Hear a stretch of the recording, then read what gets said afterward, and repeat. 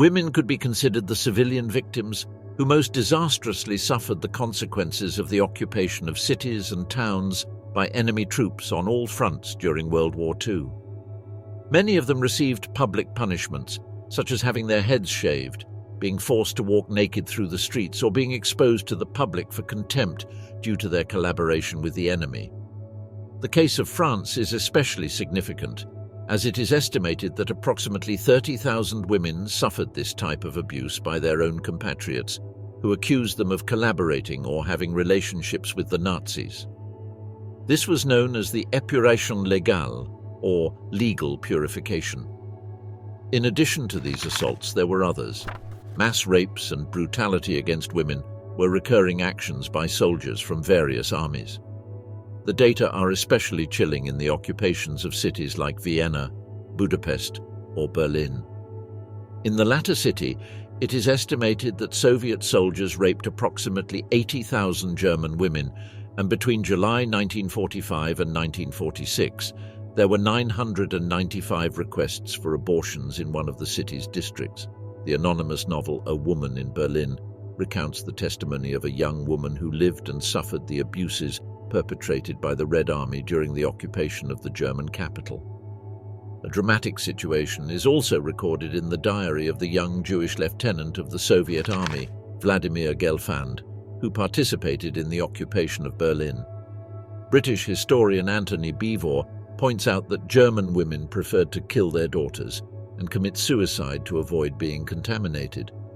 Other consequences of the war included the forced displacement of populations. The territorial adjustments that occurred at the end of the conflict, although less extensive than those after World War I, caused significant population displacements, especially in Poland, Czechoslovakia, and Hungary, where inhabitants of German origin were relocated. Hunger and diseases also caused a high number of deaths. In 1946, a United Nations Commission reported that 100 million Europeans were fed daily with a caloric intake of less than 1,500 calories. The malnutrition of a large percentage of the world's population created fertile ground for diseases and epidemics, which rapidly developed in the immediate post-war period and caused a high number of deaths. Having lived through the war and endured the harsh living conditions it caused, increased the likelihood of suffering from physical illnesses and mental disorders among the affected population. Meanwhile, the Americans caused economic devastation by destroying and seizing the financial core of the Reich. It was assumed that the German treasury would be hidden during the Allies' advance, but the reality is that many greedy officials tried to take it for themselves, hiding money and bullion so meticulously that much was never found in its entirety. But the Soviets caused something worse: the moral devastation of the Germans. It is believed that approximately 2 million women were raped, assaulted, or killed by Red Army soldiers as they advanced toward Germany. When the Red Army reached Berlin, the soldiers already considered women as a kind of sexual booty. They believed they could do whatever they wanted since they were liberating Europe. They were a kind of soulless heroes. The Soviets had taken the Reichstag in Berlin and saw the red flags waving, but this triumph came at a terrible cost to the women who were subjected to rapes. In some cases, women from an entire street were raped. Grandmothers, girls, pregnant women, even dying women. To understand these events, it is necessary to know what happened before. In a speech addressed to 200 high-ranking officers of the German army on March 30, 1941, Hitler extensively explained that Operation Barbarossa, the battle against the Soviet Union, would be completely different from previous wars, stating, "The communists are not comrades, neither before nor after the battle. This is a war of annihilation. We will defeat the enemy, but if we do not understand this, we will have to fight the communists again in 30 years. And in the early hours of June 22, 1941, the greatest military offensive in history was unleashed. It began what, according to Hitler, would be a war without rules.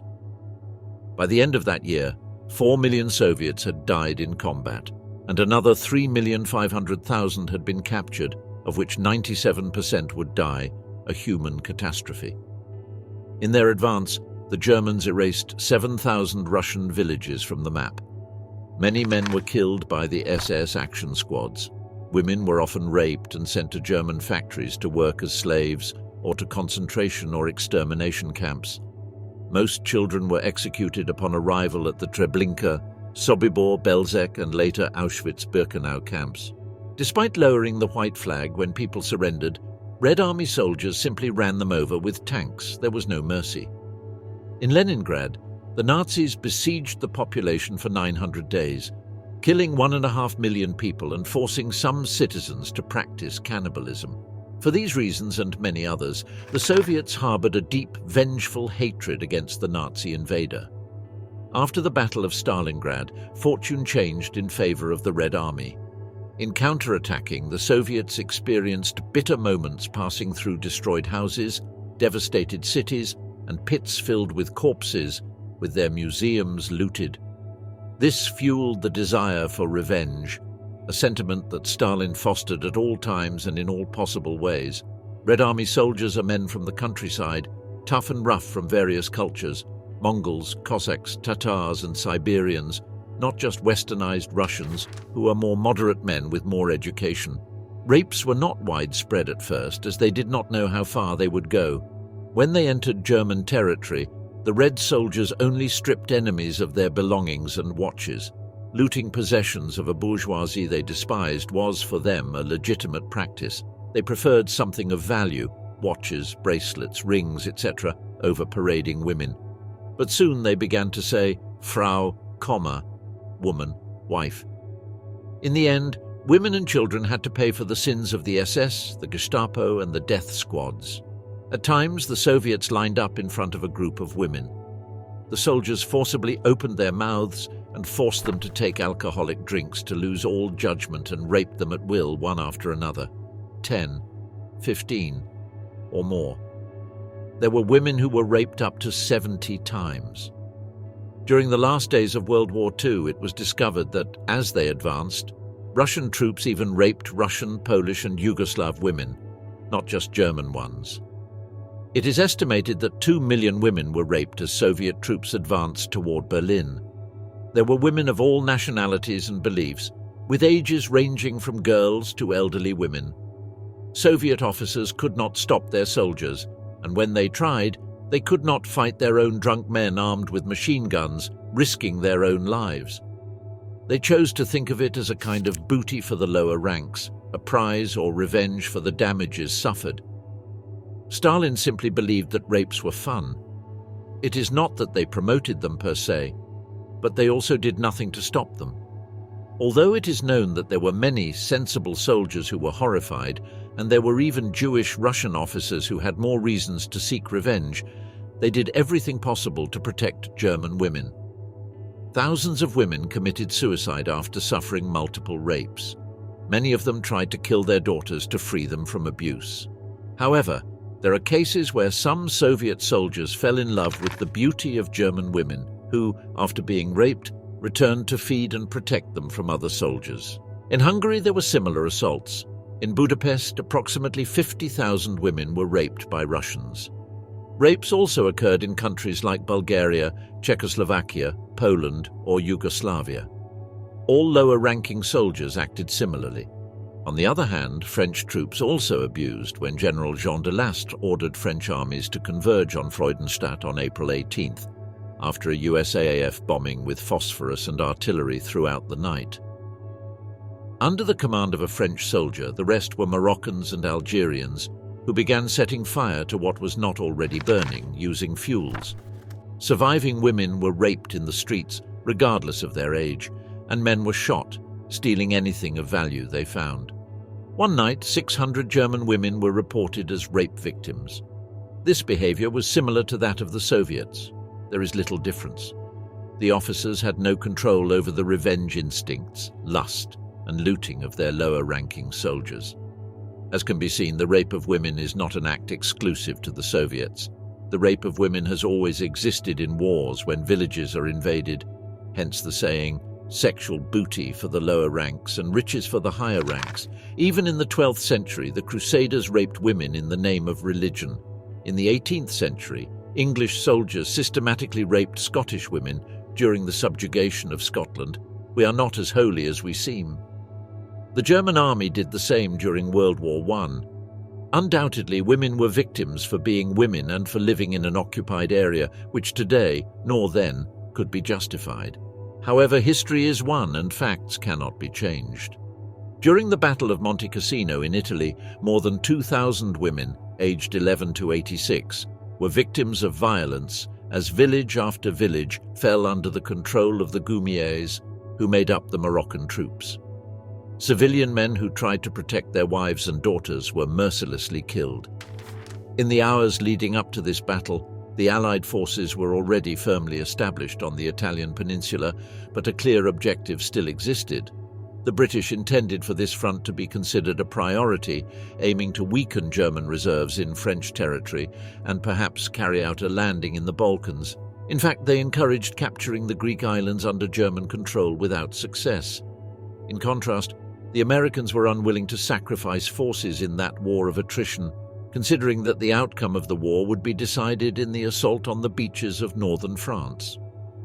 The Germans took advantage of all this by establishing a defensive wall on the Gustav Line. After overcoming German resistance on the Volturno River in early November, the Allies clashed head-on with this formidable fortification, extending south of Rome, behind the Sesia River. The arrival of winter temporarily paralyzed assault operations on this defensive line, formed by a dense network of bunkers, machine gun nests, barbed wire, and minefields. The rugged topography of the region greatly favored defense. There was only one place where the terrain allowed for a rapid advance toward Rome, and that was Cassino. The first battle for control of this natural pass began on January 17, 1944, preceded by overwhelming artillery preparation. This assault on Cassino would be combined with a landing in the north, right behind the German troops. With troops coming from the port of Naples, it was decided that a contingent of 4 divisions would take the beach of Anzio, 112 kilometers north of the front line. Additionally, they had air cover based at an airfield near the city of Vesuvius. While Allied soldiers tried to exit Anzio, the Germans were firmly entrenched to the south on the Gustav Line. The most visible point of this defensive line is the Monte Cassino Abbey. The population of Cassino, thinking that the Allies would not attack the sacred building, took refuge in it. However, the Germans did not place all their hopes in defending the monastery and firmly established their artillery on the mountain slopes and nearby heights. The Allied offensive was unleashed against Cassino, taking advantage of the sending of German troops there to cover the Anzio breach, supposedly weakening the Gustav Line. At first it seemed that the road closure to Rome would be breached, but the Germans fought closely with the terrain and did not take a step back. Furthermore, the inexplicable coordination errors between the attacks on Cassino and those occurring in Anzio in the rear allowed the Germans to defend both fronts simultaneously without excessive difficulty. Finally, the Germans considered that the fierce defense of Monte Cassino had fulfilled its mission, and it was time to retreat to a new fortified wall located further north, the Caesar Line, on the outskirts of Rome. On May 17th, the German troops stationed in the sector began to withdraw, but the 100 defenders of Monte Cassino resisted obeying orders. It was necessary for Marshal Kesselring himself to go to his men to force them to abandon the summit. In the end, they obeyed the marshal and descended the north face of the mountain. When the Poles managed to reach the summit, everything fell silent. The attackers' joy, who raised their country's flag among the ruins, was only interrupted by the countless explosive traps the Germans had left behind. The 5 months of combat resulted in the Allies losing more than 100,000 soldiers, 4,000 of them only in the assault on the Abbey. But the important thing is that the Cassino Pass was finally opened, and it was then that a terrible revenge began by the Allied soldiers, who took women and girls as booty Italians. General Patton, during the preparations for the landing in Sicily in June 1943, requested a Moroccan battalion to join his army to represent the French. In this way, the French General Giraud sent the 4th Tabor, so they would accompany the Allies. The violence of the Goumiers was not long in coming. as they not only carried the Allies' weapons but also their typical curved dagger cumia, with which they committed atrocious acts against their fallen victims. In this way, the unfortunate and undignified confrontation with the Allied army began, which the Sicilians still call the Maroccinate due to the violence suffered. During their journey through the interior of the island, incidents occurred that terrified the population, who hid in safe shelters whenever they could. While the fighting continued, a unique private war was being waged in Capizzi between Moroccans and Italians. Their actions had been known long before their arrival in Capizzi and caused distress and fear among the population. Unbeknownst to them, the Americans themselves contributed to this fear by encouraging the population to carefully withdraw their families from the camp to avoid attacks like the one that occurred near the village where 2 women were raped. The Moroccans stopped civilians at the entrance of the village and robbed them of wallets, watches, and gold objects, often violently. According to some reports, the Goumier perpetrators committed 385 rapes in the Constance area, 600 rapes of women residing in Bruchsal, and 500 rapes in Freudenstadt. Although rapes are presumed, no specific cases were found in Hofingen and Leonberg compared to other cities. During the air raids on the city of Catania, the Allies also killed several civilians without reason, including 20-year-old Carmela Ferrara and her 3 children. The schoolteacher Rocco Tignino, a well-known anti-fascist, stepped out at dawn to celebrate the liberation by the Americans. But as soon as he did, he was confronted by Allied soldiers who shouted "Death to fascism" and shot him with machine guns on the spot. After an intense artillery bombardment, the Italian garrison of the city was forced to surrender, and 36 Italian soldiers, some disguised as civilians, and 4 Germans emerged from their positions with their hands up. Instead of taking them prisoner, Captain Compton ordered them to line up, and then his soldiers opened fire and killed them all on the spot. The Italian and German soldiers who did not die immediately were shot at point-blank range in the head with pistols. Before dying, they knelt and begged to be saved, but none of the American soldiers present opposed the slaughter. Later it was revealed by their testimony that a significant number of soldiers who landed in Gela claimed to have received orders from General Patton not to take prisoners. The liberation from fascism began, without a doubt, in the worst way, with 2 unjustified massacres of Italians, one in Gela and another in Santo Pietro, which General Patton, who commanded the American army, tried to cover up by declaring that the victims were snipers. From then on, episodes of violence and repression continued to occur everywhere, and on December 26, 3 Moroccans raped a minor in Maddaloni. The next day, in Atella, a 19-year-old housewife was raped for an hour by 3 Arab soldiers of the French contingent. On February 23, 1944, 6 Moroccan soldiers stormed a colonial house in Sessa Arunca and raped a 31-year-old woman in front of her husband. On April 9, 1944, a group of French paratroopers attempted to rape women in the town of Zeta, but the men of the village intervened to defend them and prevent the rapes. Shortly after, the French soldiers returned to take revenge and shot all the civilians in the village. Between May 2nd and 5th, 1944, the Moroccan divisions attacked the inhabitants of Lazio. Many Moroccan soldiers violently invaded the homes of Italians and raped many women in front of their families, husbands, parents, and children. They often did not limit themselves to physical violence, but also looted the victims' belongings. Over time, it became increasingly evident that the Allies acted as new tyrants, not liberators, and that at least 23,265 unarmed civilians, including women, children, the elderly, and members of the law enforcement, were raped during the Italian campaign.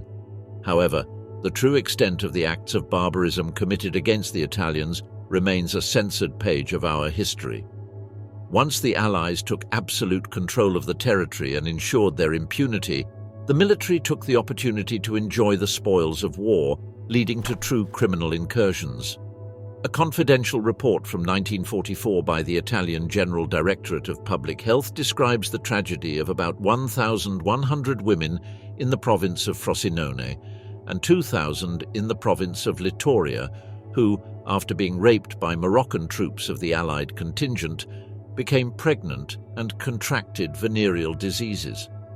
After these events, many victims came to say that the Germans were better because at least they had taken their valuables. On the other hand, as the Eastern Front advanced towards Germany and the Soviet army occupied the villages, the Soviet High Command would give 3 days for the soldiers to loot and rape as they pleased. Berlin was invaded by the Central Asian Soviet troops.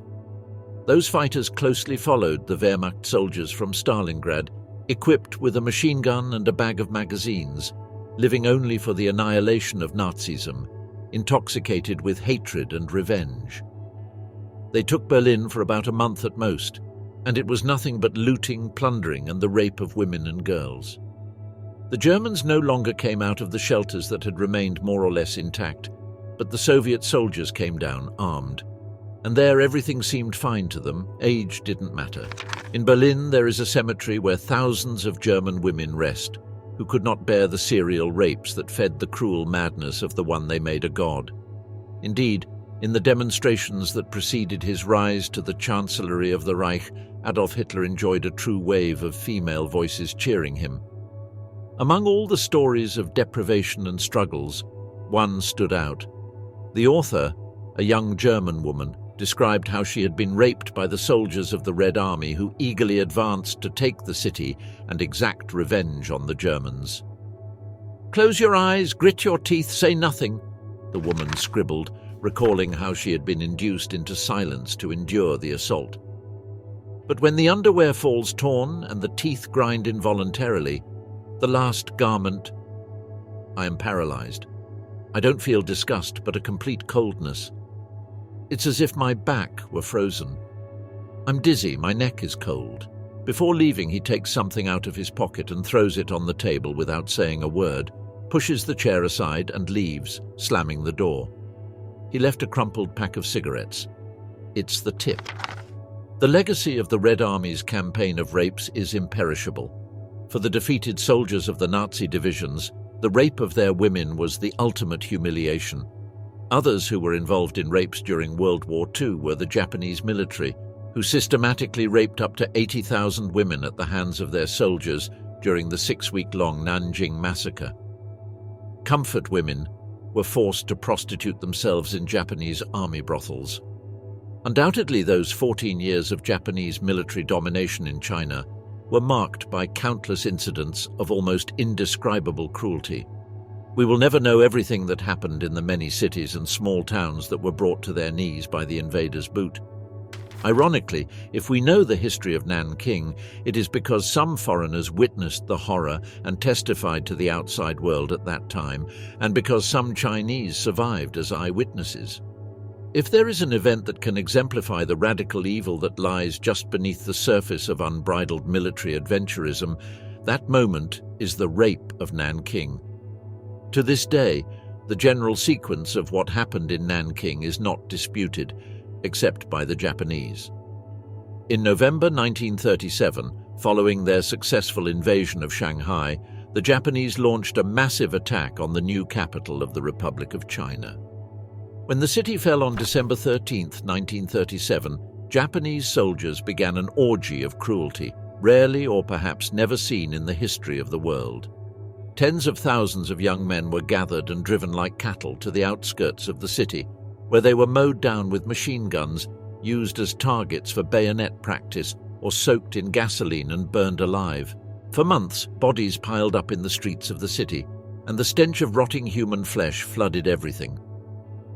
Years later, experts from the International Military Tribunal for the Far East estimated that more than 260,000 non-combatants died at the hands of Japanese soldiers in Nanking, although some experts have placed the figure well above 350,000.